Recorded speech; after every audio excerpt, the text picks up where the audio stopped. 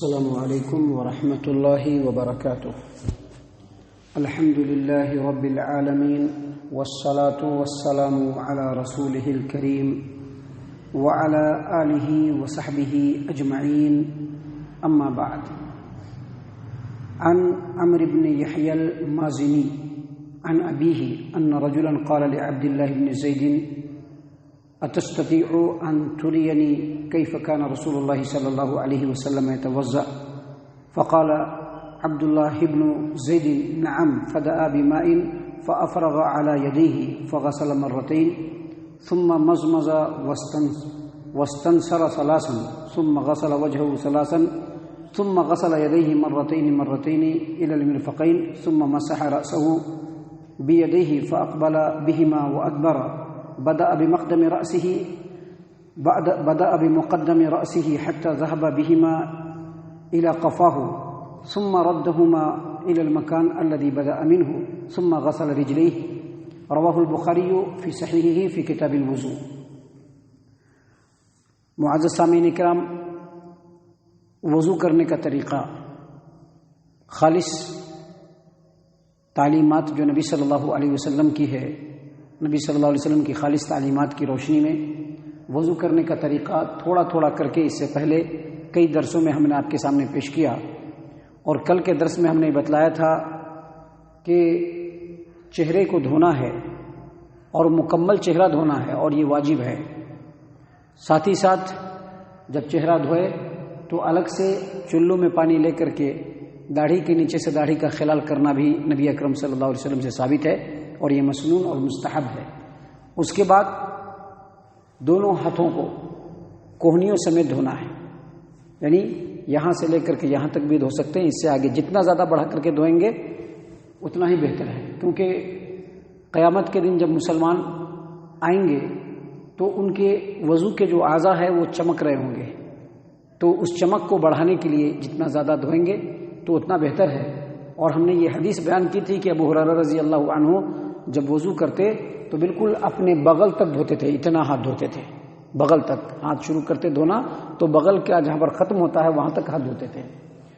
ہاتھ دھونے کے بعد مسح کرنا ہے، سر کا مسح کرنا ہے. سر کے مسح کے تعلق سے اللہ تبارک و تعالیٰ کا کلام ہے، قرآن کریم کی آیت کریمہ ہے، سورۃ المائدہ آیت نمبر 6. اللہ تبارک و تعالیٰ نے فرمایا: یا ایھا الذین آمنوا اذا قمتم الی الصلاۃ فاغسلوا وجوہکم وایدیکم الی المرافق وامسحوا برؤوسکم. یعنی اللہ تبارک و تعالیٰ نے فرمایا کہ ایمان والو، جب نماز پڑھنے کے لیے کھڑے ہو، نماز پڑھنے کا ارادہ کرو تو وضو کرو، اور وضو کے دوران اپنے چہرے کو مکمل دھو، اپنے ہاتھوں کو کوہنیوں سمیت دھو، اور سر کا مسح کرو. سر کا مسح کرنے کا مطلب یہ ہے پورے سر کا مسح کرنا. سر کے مسح کرنے کا طریقہ یہاں پر عبداللہ بن زید رضی اللہ عنہ کی روایت ہے، جس میں اس طرح سے ہے کہ ان سے کسی نے پوچھا کہ کیا آپ مجھ کو رسول اللہ صلی اللہ علیہ وسلم کس طرح وضو کیا کرتے تھے، ایسا وضو کر کے دکھا سکتے ہیں؟ تو عبداللہ بن زید رضی اللہ عنہ نے کہا کہ بالکل.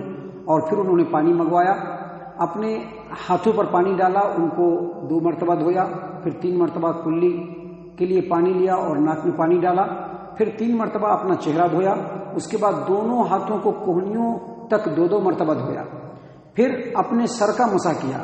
اور سر کا مسح کیسے کیا؟ آگے سے ایسے سر کا مسح کرنا شروع کیا اور پیچھے تک لے گئے، اور پیچھے سے شروع کیا تو آگے تک لائے. جیسا کہ حدیث کے الفاظ ہیں کہ بدأ بمقدم رأسہ، یعنی سر کے اگلے حصے سے شروع کیا. اس طرح سے سر کے اگلے حصے سے شروع کیا اور پچھلے حصے تک لے گئے، یہاں گدی تک جہاں پہ بال ختم ہوتا ہے، اور پھر وہاں سے شروع کیا تو اگلے حصے تک لائے. یہ سر کے مسح کرنے کا طریقہ ہے جو نبی اکرم صلی اللہ علیہ وسلم سے ثابت ہے، جس کو صحابی رسول نے کر کے دکھلایا ہے.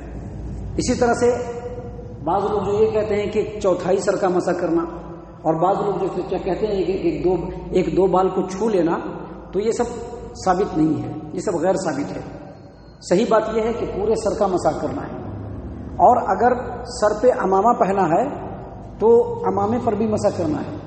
اب جیسے سر پہ امامہ پہنا ہے، سامنے پیشانی کھلی ہوتی ہے تو پیشانی پہ مسح کرنا ہے، اور پیشانی کے ساتھ امامہ پر بھی مسح کرنا ہے، اور ایسا نبی صلی اللہ علیہ وسلم سے ثابت ہے. اسی طرح سے سر کا مسح کرنے کے بعد کان کا مسح کرنا ہے، اور کان کا مسح کرنے کے لیے اللہ کے رسول صلی اللہ علیہ وسلم کی حدیث موجود ہے کہ نبی صلی اللہ علیہ وسلم نے سر کا مسح کیا اور کانوں کا مسح کیا۔ کانوں کا مسح کرنے کا جو طریقہ ہے وہ سنن ابی داؤد کتاب الطہارہ کی روایت ہے۔ عبداللہ بن عمر رضی اللہ عنہما روایت کرتے ہیں کہ نبی صلی اللہ علیہ وسلم کو میں نے کانوں کا مسح کرتے ہوئے دیکھا۔ آپ صلی اللہ علیہ وسلم نے اپنے دونوں شہادت کی انگلی کو کانوں کے اندر ڈالا، دونوں شہادت کی انگلی کو کانوں کے اندر ڈالا، اور یہ جو انگوٹھا ہے، انگوٹھا سے کان کے اوپر کا جو ہے حصہ مسح کیا، یعنی شہادت کی انگلی سے کان کے اندر کے جو گڈھے ہیں اس کا مسح کیا، اور انگوٹھے سے کان کے اوپر کا ظاہری جو حصہ ہے اس کا مسح کیا۔ تو کان کا مسح کرنا ہے، لیکن کان کا مسح کرنے کے لیے الگ سے پانی لینا ثابت نہیں ہے۔ بہت سارے لوگ آپ نے دیکھا ہوگا مسح کرتے ہیں تو سر کا جب مسح کرنا ہے تو پانی لیتے ہیں اور پھر سر کا مسح کرتے ہیں، اور پھر کان کے لیے الگ سے پانی لیتے ہیں، پھر کان کا مسح کرتے ہیں۔ لیکن میں آپ کو بتلا دوں کہ حافظ ابن حجر عسقلانی رحمہ اللہ نے بلوغ المرام کے اندر کانوں کے مسح کرنے کے لیے جو نیا پانی لینے کی روایت ہے اس کو غیر ثابت بتلایا ہے۔ اور امام ابن القیم الجوزیہ رحمہ اللہ اپنی کتاب زاد المعاد کے اندر یہ واضح طور پر لکھا ہے کہ کان کے مسح کے لیے الگ سے پانی لینا یہ بالکل ثابت نہیں ہے، لہذا ایک بار پانی سے پورے ہاتھ کو تر کریں گے، تر کرنے کے بعد سر کا مسح کریں گے، آگے سے شروع کریں گے، پیچھے گدی تک لے جائیں گے جہاں پہ بال ختم ہوتا ہے، پھر وہاں سے لا کر کے جہاں پر شروع کیا تھا وہاں پر چھوڑیں گے، اور اس کے بعد اسی ہاتھ سے اپنے شہادت کی انگلی کو کان میں ڈال کر کے اندر کا پورا جتنے بھی گڑھے ہیں سب کا مسح کریں گے، اور دونوں انگوٹھے سے کان کے اوپر کے حصے کا مسح کر لیں گے۔ یہ کان کا مسح کمپلیٹ ہو گیا۔ یہاں پر آپ کو ہم بتلا دیں کہ گردن کا مسح بعض لوگ کرتے ہیں، تو گردن کا مسح کسی بھی حدیث سے ثابت نہیں ہے۔